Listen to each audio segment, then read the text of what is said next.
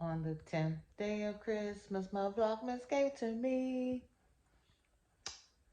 my chemo side effects.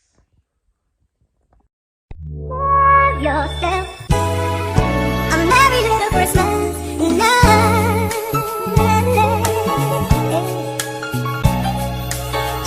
have yourself. Hey cousins. So today I'm going to do a video on my side effects that I had while on chemotherapy. There's a list of different side effects that you get in general while on chemotherapy, and then you also get some that's more specific to the medications that you may be taking. And I'm going to go over the ones that I've been through. Now, some of the adverse side effects, which I didn't really encounter any of the adverse ones, but it was like a temperature greater than 100.4. I didn't spike a temp. It says any pain or unusual intensity. Any pain? I had pain. Well, not really pain, but aches, I guess. Shortness of breath. I didn't have that. Persistent vomiting. I did not have that, and I am so thankful. Oh my gosh, that was one of my biggest fears when I found out that I had to get chemotherapy. I just automatically thought I was going to be nauseated, vomiting, like around the clock, and not getting any relief or anything. And that has not happened. That did not happen. Now they did give me they give you pre-medication, and then they also give you medications for at home. So for the first round of chemo, the first type of chemo, I did take nausea medication, like as prescribed, of course, but I took it around the clock for the first 2 days. And then I started to wean myself off because it continued to make me sleepy. And I hate that groggy, sleepy, tiredness feeling. So I would wean myself off to see if I actually need it. I don't even know if I needed it those 2 days. I just took it because they always said to get ahead of it instead of trying to wait until you become sick and then start taking it. It doesn't work as effective. So when I would come home, I would automatically just start taking the nausea medicine. And I did that for the first 2 days. And then I would wean myself off until it's time to get my next chemo treatment. But I didn't have any nausea, vomiting, or anything. And I am so grateful for that. All right, the next really adverse effect was persistent bleeding. I didn't have any bleeding. Unusual rapid heartbeat. I did start to develop tachycardia, which is a fast heartbeat. A regular heartbeat is between 70 and 100. And yeah, mine is more than 100. It's like it's in a low. Now it's doing better, but then I would say it was like 110 at a resting heartbeat, and that was not good. And if I get up and do different things, it was getting up to like 130s, 140s. Yeah, that was not good. So the doctor was a little concerned about that. He was more concerned of me developing a PE, a pulmonary embolism, which is a blood clot in the lungs. But I was like, I'm not short of breath or anything. But I did. So I am seeing like a cardiologist since all of this has been happening. Next on the list, they have for the severe, they got numbness, tingling, burning pain in hands or feet. Of course, we know we have that because I have neuropathy. Okay, y'all, this is an inserted clip because I'm editing and I felt like I needed to elaborate a little bit on the neuropathy because some of you guys may not know. It's not like all of you guys follow me on Instagram or TikTok or anything like that, so you may not know. So I did develop neuropathy during my second type of chemotherapy, the Taxol. So basically, I have constant numbness of my fingers from probably like mid finger. Can you see? Mid finger on down to the tips, from like right here on down, is numb. It doesn't hurt, but it's numb. So I'm constantly doing this, mashing my fingers or doing something to try to get the feeling back. And this is in both hands. And that's one of the things he wanted to monitor while I was on the chemotherapy, because I have to have like fine motor skills as a nurse. And he said that sometimes it can get worse, it can become permanent, and he just wanted to monitor it. So I kept letting him know as the neuropathy was getting worse, and that's why we end up stopping the Taxum. My feet, okay, on a regular basis, is the numbness is milder than in my finger, my toes is milder, but there are periodic times where my legs are on 1,000. My legs and feet is like, it goes from a numbing sensation to being cold to tingling to it feel like my socks is too tight and I don't even have on socks. All of that sensation at one time. It's like periodically it does that. And I'm like, what the F? Like, what is going on? But that's the neuropathy. But thankfully, it doesn't feel like that constantly.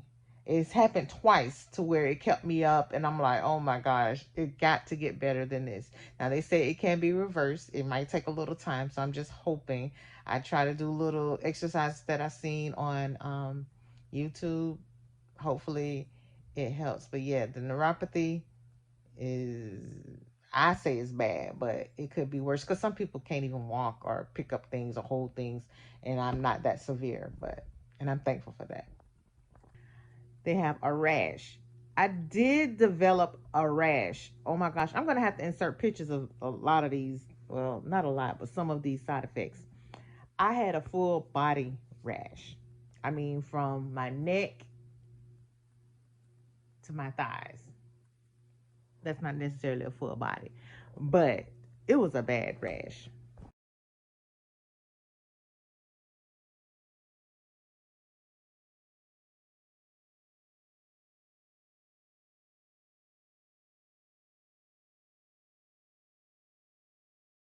But the crazy thing about it is that the rash came when during the time when he actually held my chemotherapy.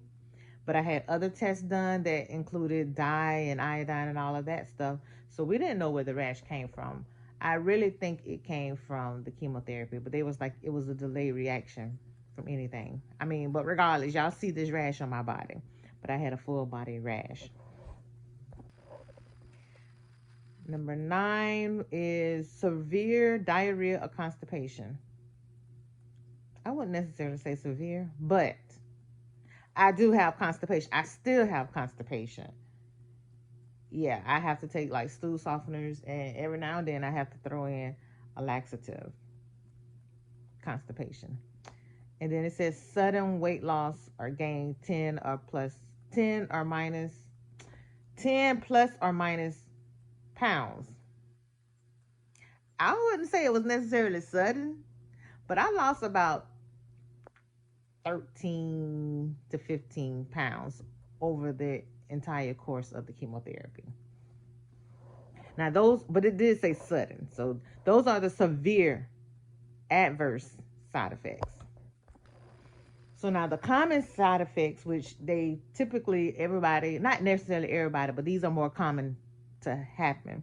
Of course, again, they got nausea and vomiting. I did not have that. Constipation, I did have that. Diarrhea, no. Hair loss, yes, but y'all see it's coming back. I see it. Mm-hmm. But I had hair loss.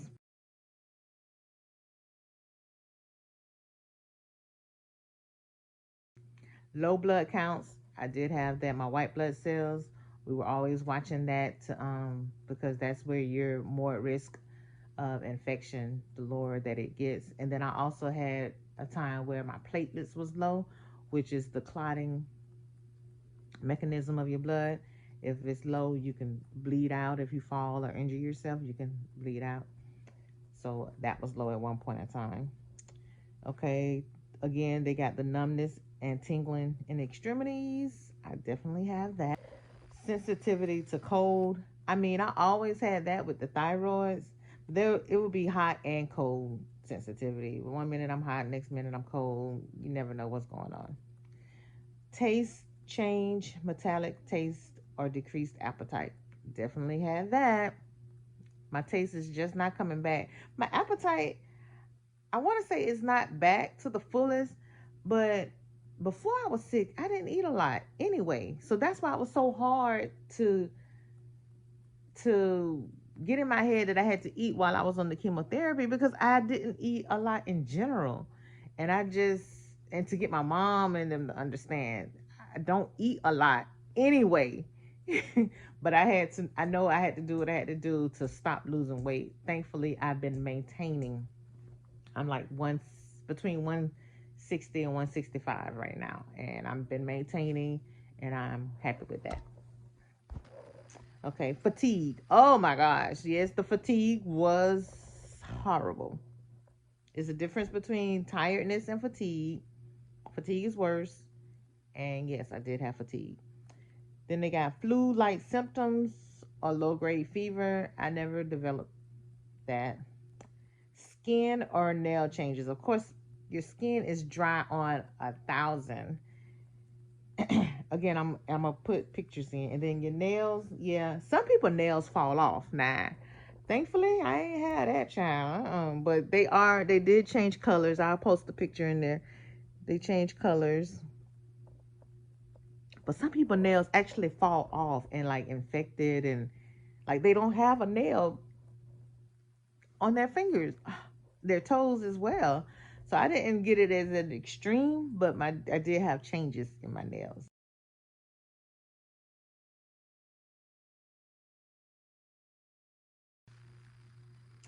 So yeah, those are the different side effects that I had while on chemotherapy. Some had a lot more. I know mouth sores was one I didn't encounter, and I'm thankful. Um, I don't know what else, but I mean, I think I had a lot of the symptoms, but some people had it worse than me, and I'm thankful. I thank God, even though, like I said, even if I was feeling sick, fatigue, or had the rash, I mean, I didn't want to complain because some people they ended up in the hospital, and thankfully, I had not. I never had to be hospitalized behind this. I did have to get hydration when I was dehydrated, and at that time I was like really really really like out of my element, like I just didn't have any energy or anything. And one of my favorite oncology nurses, Jamaica, she was like, I'm gonna give you some fluids or whatnot. And little did I know I needed those fluids. I mean, it was hard. It still is hard to eat and drink, and I was not drinking enough, and I was so dehydrated. So after she gave me those fluids, I actually asked for the fluids every time I went in. I was like, "Can you give me a little extra fluid? I mean, it won't hurt."